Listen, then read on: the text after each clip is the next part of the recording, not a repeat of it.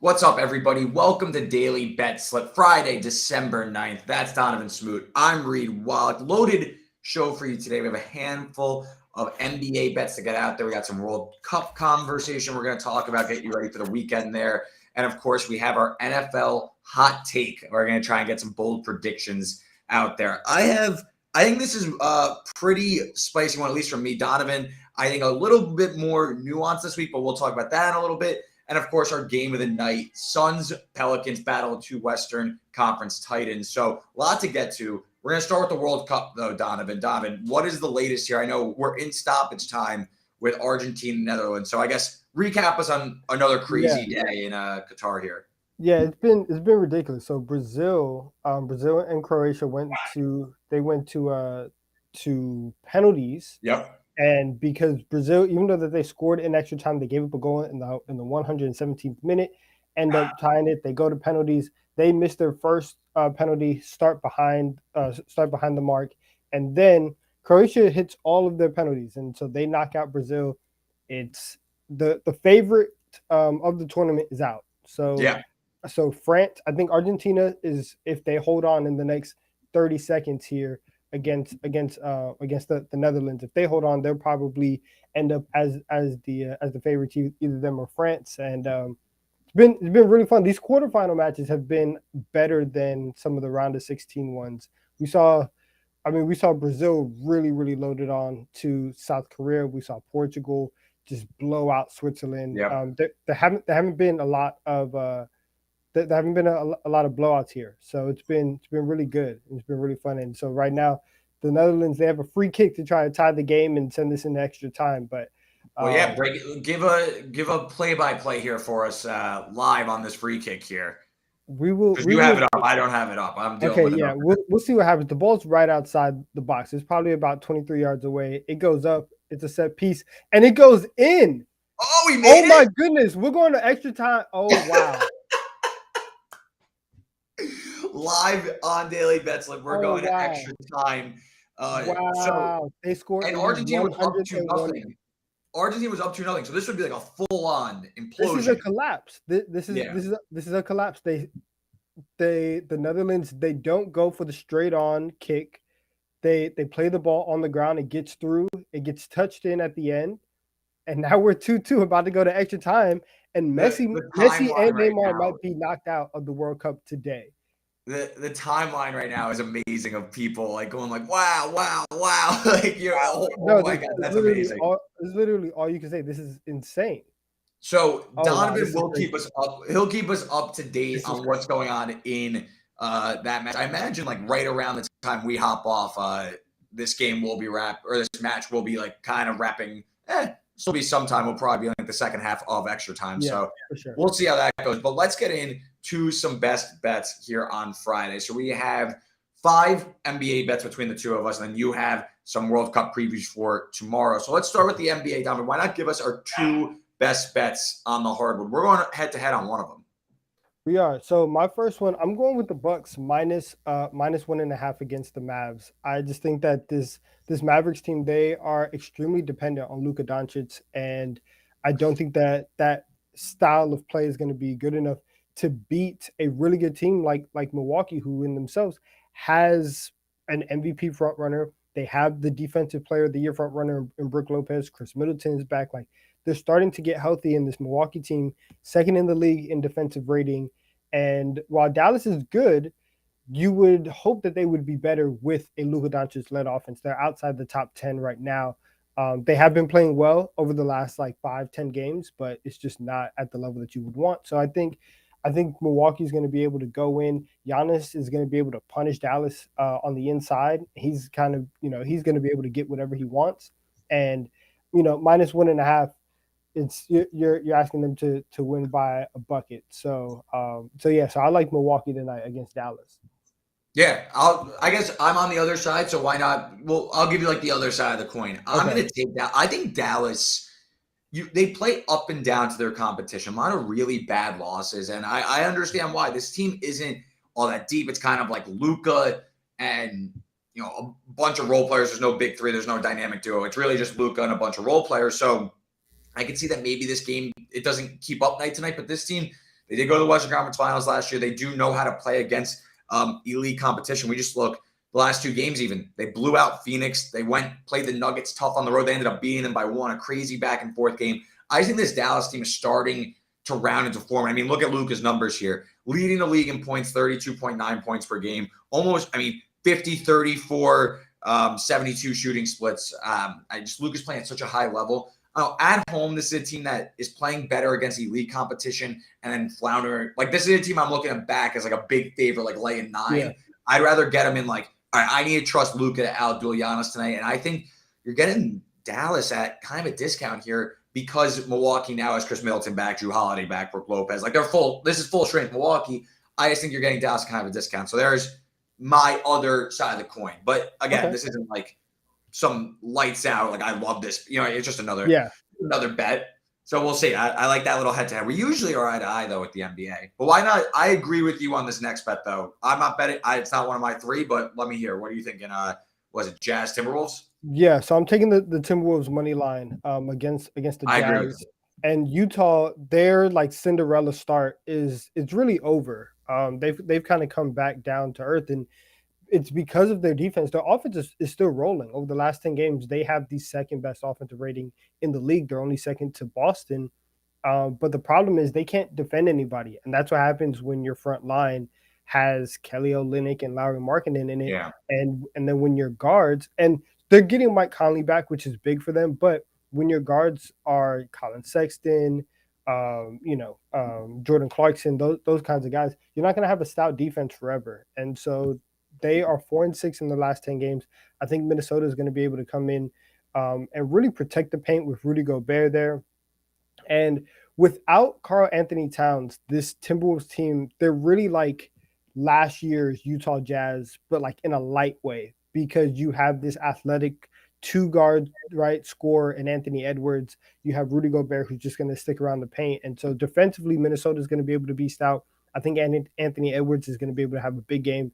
And I mean, Minnesota, they're 6-4 in the last 10 games. They're starting to play a little better, right? Starting to figure things out even without Cat. So I think tonight against the Jazz is a really good spot to back them. Yeah, it's because the fit between Gobert and Cat just isn't working. So now that it's almost like addition by subtraction. You lose Cat now that things are starting to fall into place. And I agree with you. I think you're also getting a nice number here that the Jazz had that kind of crazy come from behind win against the Warriors in the final seconds, kind of like making the Jazz look a little bit better, even though they probably should have lost that game. So I think good sell high spot on Utah, in my opinion. I agree with you. I think Minnesota is going to start to round to form a little bit, especially with Cat on the bench. I just think it's starting to fit a little bit better there. My player prop, I'm going to talk about my Nets here. I share a Nets player prop every single game. It's typically an over, but listen, we're up 15 units in 26 games. So whatever. Where we're at, I rode some Ben Simmons unders when he was struggling, but it's typically an over party. And what finer way to spend my Friday night than rooting on a Kevin Durant over 27.5 points prop? Pretty much like this is like it. Like I log on to my sports book in the morning. I see, Kevin Durant has 27.5 as points prop. Okay, we're going to take the over. Anytime it's at 27.5, I'm just going to take the over. I also sprinkled on some alts like 30 plus, 35 plus. But just look at Durant's numbers. He was Eastern Conference Player of the Week last week. He averaged like over 33 points a game while shooting 63% from the field or something ridiculous. Like, it's not even funny. Anytime he gets to his spot inside the paint, like around the elbow extended, it's going in. Like, I just say thanks. Like, it's up and in every time. There can be 3 guys going. It doesn't matter. It's going in. I mean, numbers this season, just to help hammer home my point, but averaging 29.8 points per game. He's shooting 55% from the field. I mean, the guy is ridiculous.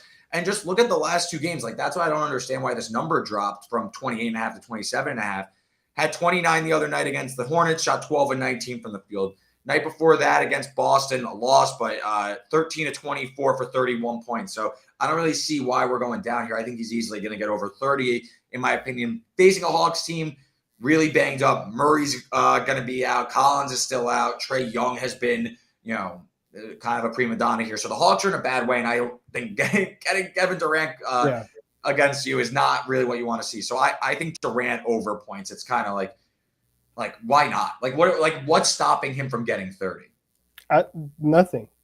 It's ridiculous. I'm glad that you're on that. I've been burned several times by Kevin Durant overs where I've like if the line is at 27 and a half and I'll take the over, he'll finish at 27.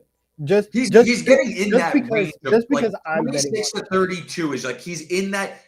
It's 100% of the time he's in that, or it. 98% of the time he's in that range of points. I've had a lot of like half point, 1 point bad beats with Kevin Durant that I have to take some time off from betting Durant overs. But it's listen, he's one of the three best scorers in the game right now. Like Yeah, it's ridiculous. I mean, how about this? In 6 of his last 7, he's gone over 30 points. The only other game was, I mean, it was kind of a blowout. They ended up winning by 9, but they beat the Raptors. They won by 9, but they were up by 20 for most of the game. He only took 10 shots, and he had Yeah, 17 points. Besides that, he's been over 30. So, exactly. if they're going to bump this line down kind of inexplicably, I'll happily go over and take some alts over because I think you're getting some value there. And then my other play, I'm going to take Cleveland minus 3.5 against the Cavs. Few guys on the injury report for both sides. De'Aaron Fox on the injury report. Donovan Mitchell had like 40 plus the other night. He's now on the injury report with a leg injury. This line has dropped to 3.5. I'm going to play against it, though, whether Mitchell plays or not. I guess if you want to wait, sure. Cavs, top defense in the league. They're at home. I think they can win by margin. You look at the Kings, they're outside the top 20 in defense. So I don't see them keeping pace here. I know that they're far improved and they are a quality team, but this is just a real kind of like you're expecting the Kings pretty much. You're saying the Kings are alive to win this game. They're pretty much at equal footing to the Cavs inside of 2 possessions. I mean, just the other night they got blown out by Milwaukee and they were plus 6.5 underdogs. With Mitchell out, I still think there's a 3-point drop off on the road between the Cavs and the Bucks. I think the Cavs are really good. Yeah, we've talked a lot about that. Like, yeah, I think the Cavs are very high on the Cavs. The Cavs are closer to the Milwaukee and Bostons of the world than they are the Nets, Sixers, and down the line, in my opinion. Yeah, I agree. So I'll lay it with the Cavs here. I feel like this Mitchell injury news is kind of driving the price, and I'll play back against that. Okay. Yeah, I like that. I like that play a lot. And I feel like with the Kings, a popular play with them might be to go with the over just because they are like an up and down team. But they everybody knows that, so their lines are kind of inflated. So the under is low key like a good play in Sacramento games. Under totals 222 right now. 222, okay. 220.5. It's like an average total. Yeah, it's not bad. It's not bad. But I like the Cavs pick minus 3.5. That's good. And let's talk some soccer. What's going on before you give out your pick? What's going on in Argentina and Netherlands right now? So extra time just started. We're about. Let me see. I have the picture in picture. It's like we're like 3 minutes into extra time right now. So I will be open. I'm rooting for Messi. I'm rooting for Argentina in this game. So I hope that they, come back and kind of fix this mess that they cleaned up, or clean up this mess that they made. But yeah, so that's what's happening right now. As for tomorrow, there's 2 more quarterfinal games, and the second one is the one that we have a play on, and that is England France. It's going to be, I guess, like pregame. It's the match of the quarterfinals, and I'm taking England to advance, and you can take them to advance at plus money, plus 106. And this is in regulation, extra time, or in penalties. We just need them to get through, so you don't have to worry about when they get the job done. We're just going to back them to get the job done. And I think that England is very, very complete as a team. And they have all the forwards that they need. Harry Kane is a great finisher. They have speed on the outside. In the back end, when you talk about trying to keep up with Mbappe, you have a defender in Kyle Walker who everybody thinks is 100% up to the challenge, and he's going to be okay, marking Mbappe. And it's not like he's going to get ran by. Like, Mbappe is fast, but Kyle Walker is very good at his job. And listen, this is the World Cup, and stuff happens all the time.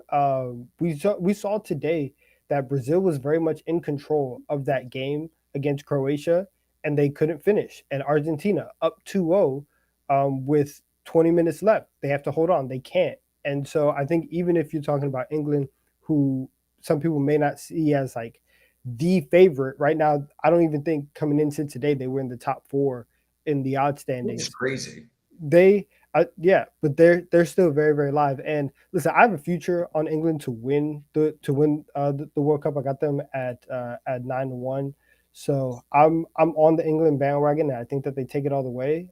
But getting them at plus money to advance regardless is fantastic. So that's the play for tomorrow afternoon. All right, I love it. You ready to talk some NFL? Let's do it. All right, so You have the hot takes? our little hot take, bold prediction saga. So last week I said, and I think that this brings up a bigger conversation we could talk about, but I thought that the Browns were going to look like AFC playoff contenders. Like that was going to be the talk of the town.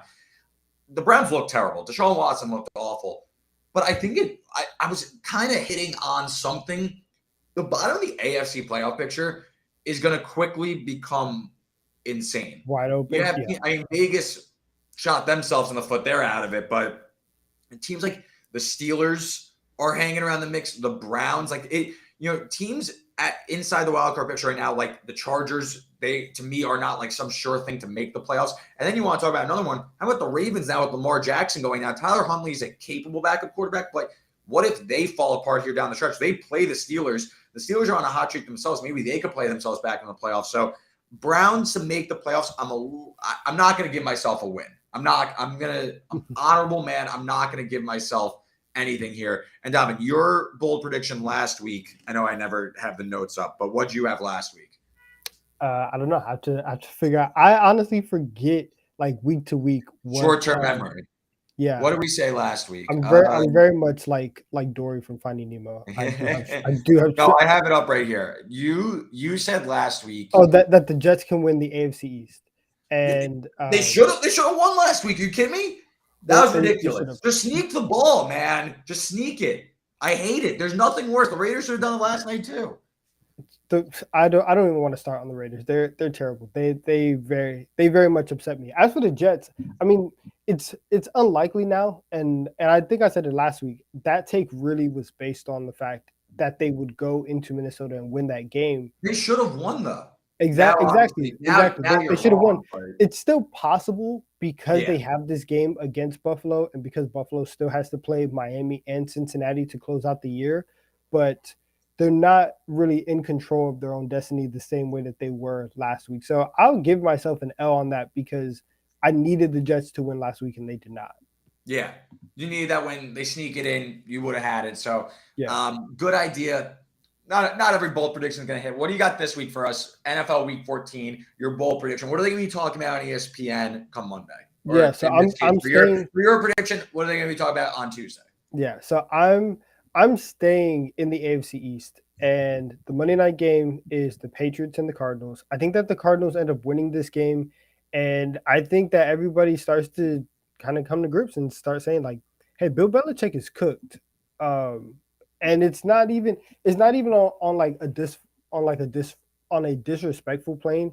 It's just we kind of see the second era of the Patriots and of Bill Belichick, and when you don't have Tom Brady there because every coach makes mistakes, but when you don't have Tom Brady there to fix your mistakes, things go wrong. Like your safety valve, kind of. Yeah, and we've kind of tiptoed around it, kind of saying like, oh, he hasn't really been like a good GM. The wide receivers hasn't been drafted.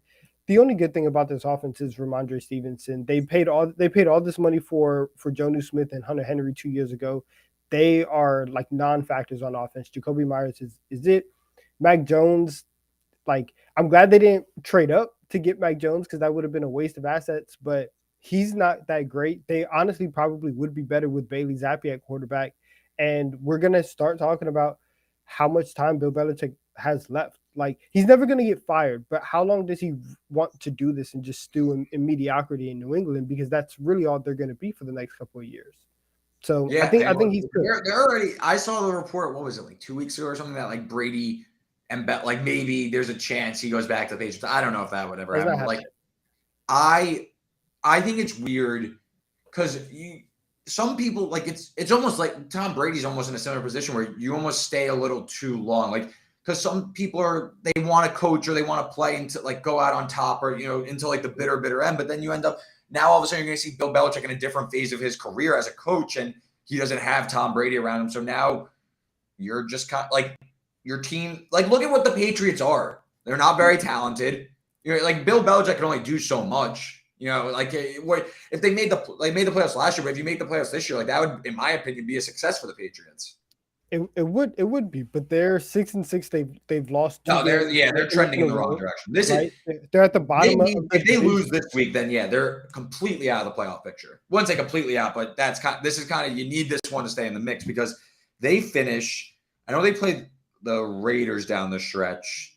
They may have one of the tougher schedules. Let me see. I'll pull it up right now. But yeah, they play in Vegas on a short week. They play Cincinnati at home. They still have to play. They still have to play Yeah, Buffalo, Cincinnati, and Miami.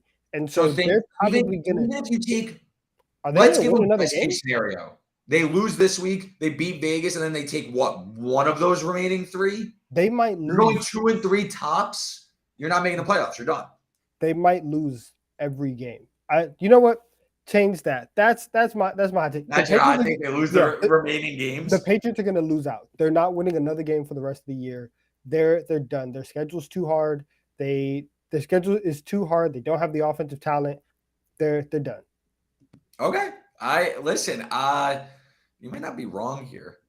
You might be right. I kind of like the Patriots this week, but in terms of like long term, I agree with you that I don't think they're making the playoffs. I think they could easily lose out. I don't know. I can't trust Arizona though. That team's a disaster. Yeah. But anyway, my hot take is I'm seeing this is like a genuine like opinion I have that so I guess it is hot takey, but like this is just what I've been thinking all week. So like I might as well just say it.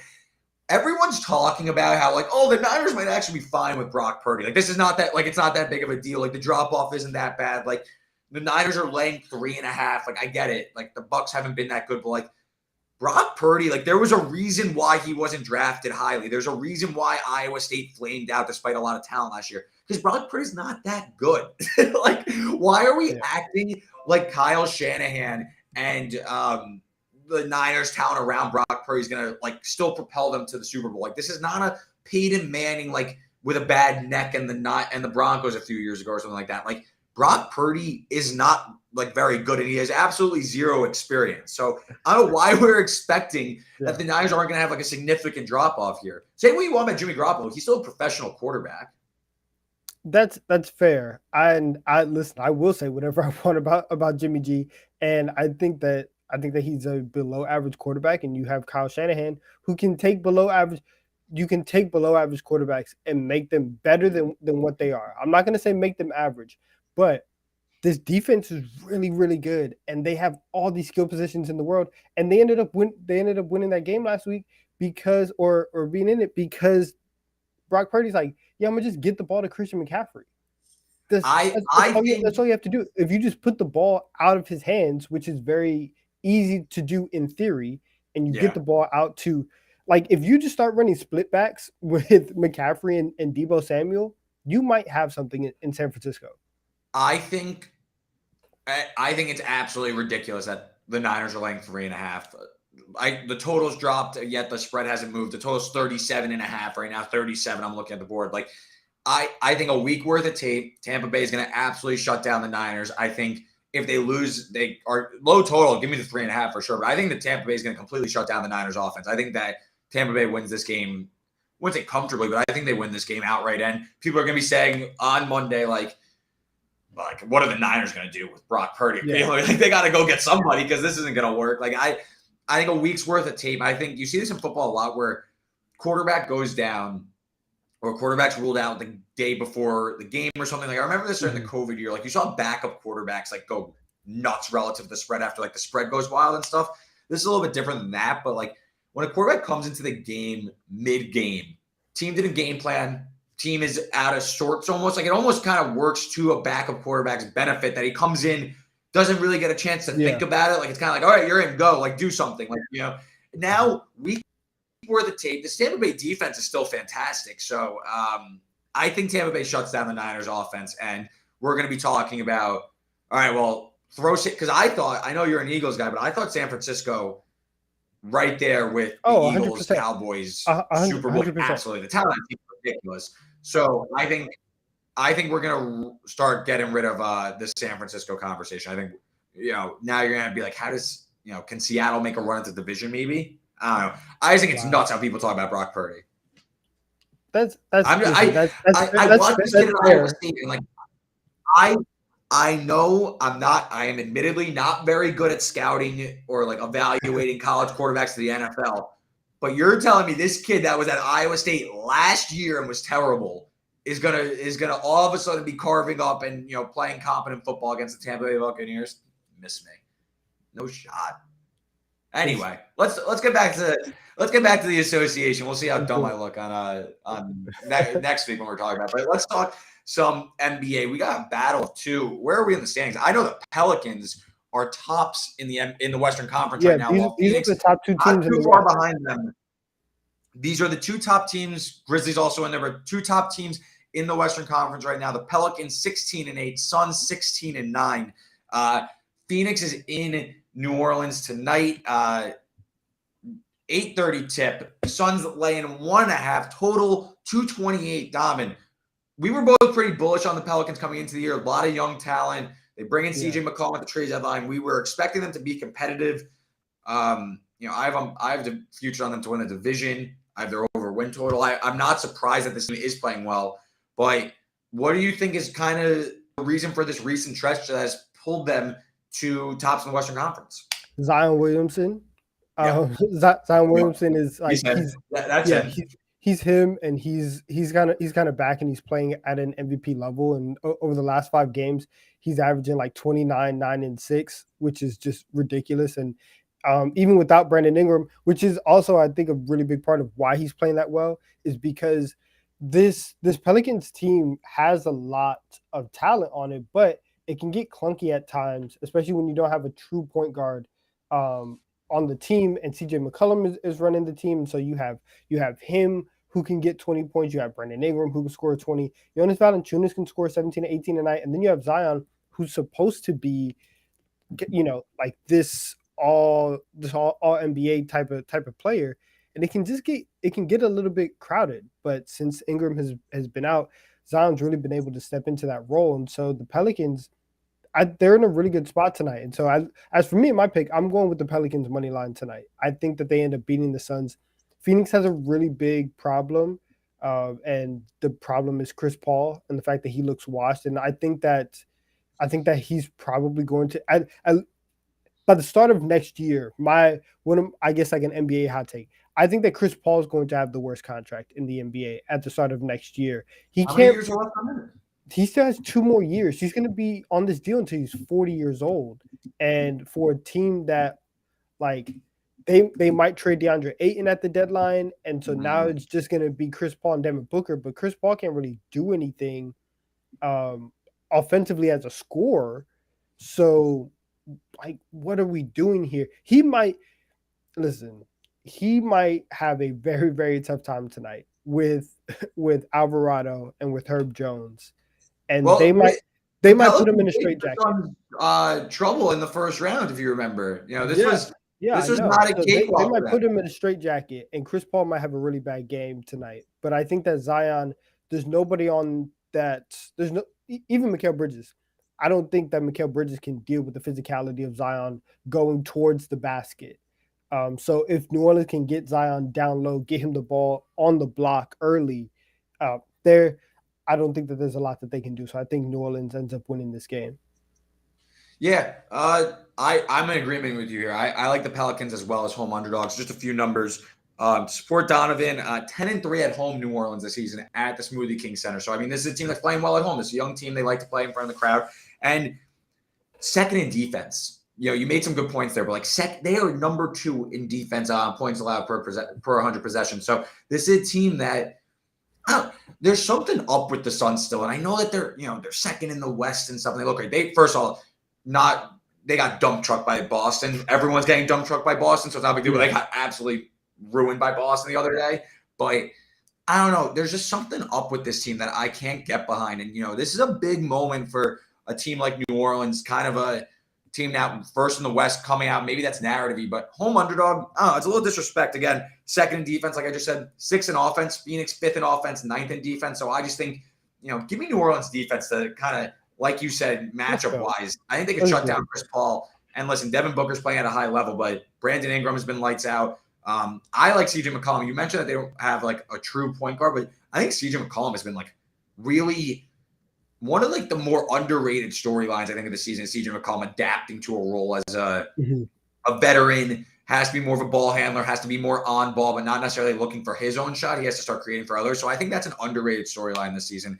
I would kind of want to filibuster and see what his clean the glass numbers are. But I think McCollum has really taken another step. And then I guess as I'm pulling up this number, because I'm actually curious as I'm talking about it, but what do you think of the Western Conference as a whole?